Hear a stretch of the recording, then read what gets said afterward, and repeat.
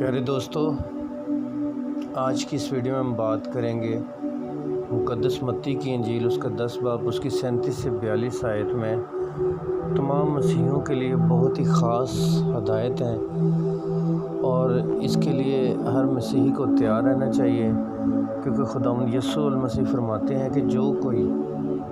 اپنی صلیب نہ اٹھائے اور میرے پیچھے نہ چلے وہ میرے لائق نہیں۔ پہلے ہم مقدس متی کی انجیل، اس کا 10 باب 37 سے 42 آیت کا حوالہ پڑھیں گے۔ یہاں لکھا ہے کہ جو کوئی باپ یا ماں کو مجھ سے زیادہ عزیز رکھتا ہے وہ میرے لائق نہیں، اور جو کوئی بیٹے یا بیٹی کو مجھ سے زیادہ عزیز رکھتا ہے وہ میرے لائق نہیں، اور جو کوئی اپنی صلیب نہ اٹھائے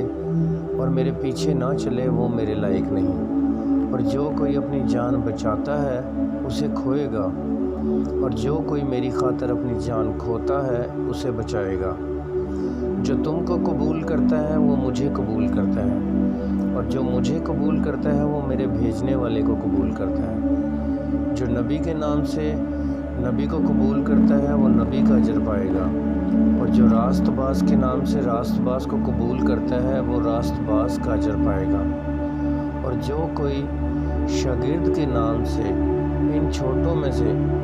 کسی کو صرف ایک پیالہ ٹھنڈا پانی ہی پلائے گا، میں تم سے سچ کہتا ہوں وہ اپنا اجر ہرگز نہ کھوئے گا۔ پیارے دوستو، آج کا یہ پیغام جو ہے وہ غیر مسیحیوں کے لیے بھی ہے کہ اگر کوئی غیر مسیحی کسی مسیحی کو خداوند یسوع المسیح کا شاگرد سمجھتے ہوئے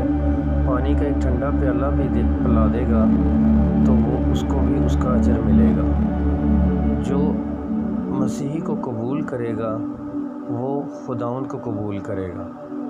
اور خداوند یسوع المسیح ہمیں آج کے اس کلام میں یہ بھی بتاتے ہیں کہ ہمیں اپنی جان کی فکر نہیں کرنی چاہیے، کیونکہ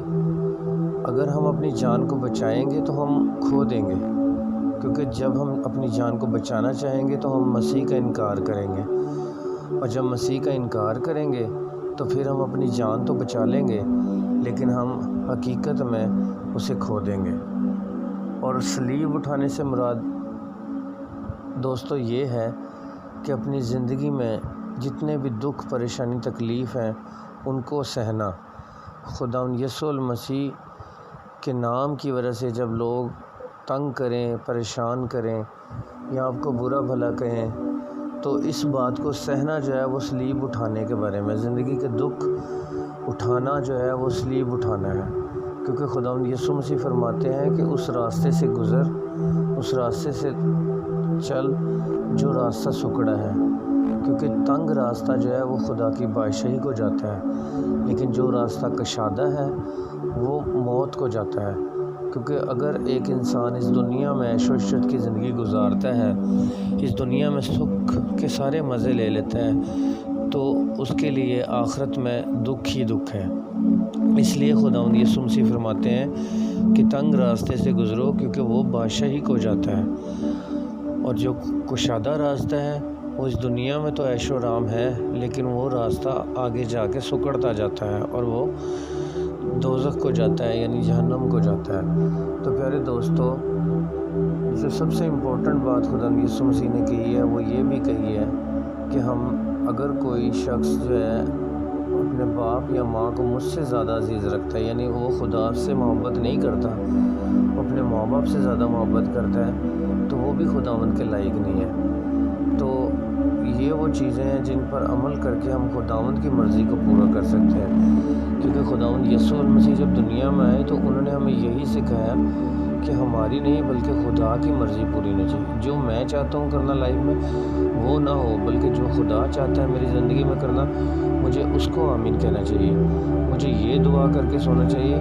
کہ اے خداوند میری نہیں بلکہ تیری مرضی پوری ہو، تو جو چاہتا ہے وہ میری زندگی میں کر۔ انسان کے منصوبے خاک میں مل سکتے ہیں لیکن خدا کے منصوبے کامیاب ہوتے ہیں۔ خداوند آپ سب کو برکت دے، آمین۔